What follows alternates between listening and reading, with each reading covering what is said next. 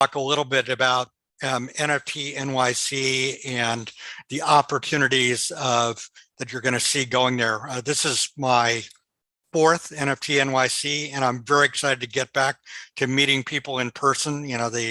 Obviously during COVID that wasn't possible, but I've always found NFT NYC to be the place where I meet the most interesting people, have the most interesting conversations. So I'm really excited about going back to New York. I know that it's going to be a little different this time, but I hope, frankly, that we'll see a lot of projects come. I know it's a tough time for people in the industry, but really, I think I have to agree with Kevin Rose, Proof Collective, this is a time to build. And maybe we've shook out some of the people that were just speculators. But for me, and I've been practicing law in Silicon Valley for over 35 years, I've done a lot of work in open source. This reminds me of the very beginning of the open source community and the excitement and what a great community that was. And the open source community continues to be a wonderful community. And I got to say, I find the same thing in the NFT community, both in the community and in the lawyers. The NFT lawyers are really collegial. They'll help people.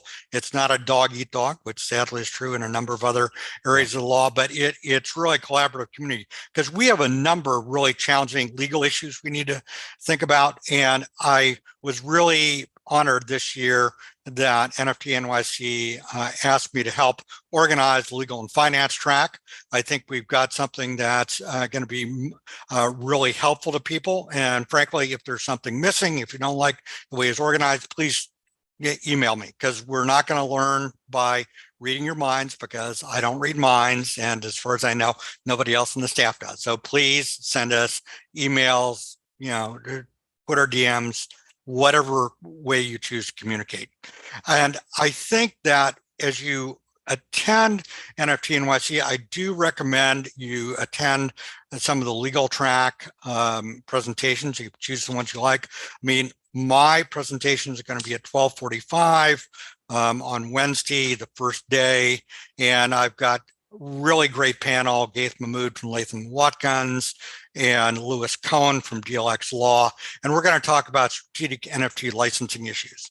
And that's something where I think you need to sort of understand the law, but more importantly, what your options are. And I was very honored to be tapped by A16Z Miles Jennings, along with Gaith Mahmood, to put together the Can't Be Evil licenses. Please don't pay me for the name. That was not my choice, but nonetheless, that's the name we have. But so I think three things I want to talk about. Sure. Can't Be Evil licenses, this new approach and kind of new thought around how the legal finance track is going to run. And finally, of course, the importance of being mindful of everything around legal in this industry. First, tell us about the Can't Be Evil license, please. Well, the Can't Be Evil licenses was really a great initiative driven by A16Z, because, I'm the outside general counsel on a pro bono basis, the open source initiative. The open source community did it wrong. We let anybody write an open source license, and we end up with 75 of them, of which only 8 are used. What the people at A16Z and crypto said, look, we're at the beginning of this industry. People are doing all sorts of, I'll just say unwise. Other people might say stupid, but I'll just use unwise things from a point of view of, licensing. And look, even very sophisticated people like Yuga Labs, they bear a yacht club agreement. Love to have a discussion with that. Just put 2 hours aside so we can determine what the hell it means. And it's already been used against them in the Ryder Rips case, where they're saying, hey, Yuga Labs, you don't own the copyright anymore. You transferred it. Anyway, separate issue. But what A16Z did is said, look, we're not going to be able to cover every business model, but we can cover 80%. And if we cover the 80% and it's well written, and I got to tell you, we had long conversations about issues like sub-licensing, what happens on transfer. There are a whole bunch of very challenging legal issues, but I think we've come up with a very good set of licenses that are going to cover 80% of your business model. And and as a practical matter, I think making sure you understand legal issues is important so you can align your licenses with your business model. And sometimes that's going to change, and, take a look at what happened to Moonbirds, right? They came out with a commercial license. And then they said, no, we're gonna go with CC0. And CC0 is a very interesting experiment. I'm personally not a big fan of it because I think that we know what you can do with licensing, but CC0, the whole idea of a meme's more important than the intellectual property rights. We'll see. It's a very exciting experiment. But unless you understand the choices you're making, you're going to get in trouble. Just like the people that bought the Dune book for $3 million and discovered, oh, well, we can't make a Dune movie. Oh, we can't reproduce the book.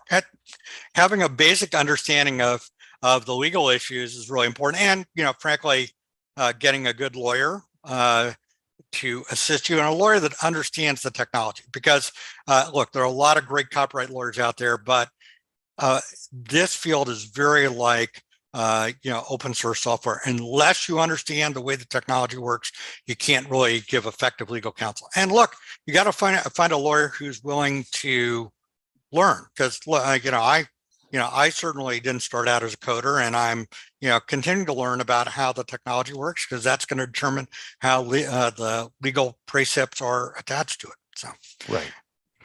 For a lot of companies, they're in the build phase. Yep. And if they're still around, either they have very determined founders or they have capital. Yeah. And so let's talk about the folks that have capital and they have runway and they're going to be around, foreseeably for years. How do they navigate whether they should have outside legal counsel or bring legal counsel in-house? And how do you kind of help navigate that with the folks that you're providing counsel for? Maybe you could give a little insight, because for many in this industry, they have success for the first time, so they may not understand the rhythms by which you should dance in legal services and whatnot. That's a great question. So the answer really depends on how legally intensive your business is, and not just on the licensing side, but also on the financing side and going international. So, so I've worked with startups for over 35 years. I've done over 1,000 venture deals. And the issues for projects are very similar to other startups, which is at a certain point, you take a look at your legal fees, and as wonderful as we outside lawyers are, we're kind of pricey. And so what you need to make a decision. You take a look, particularly if you're beginning to go international, you're going to find yourself dealing with a lot of issues that take up a lot of time. So employment laws are different overseas, trademark laws are different overseas.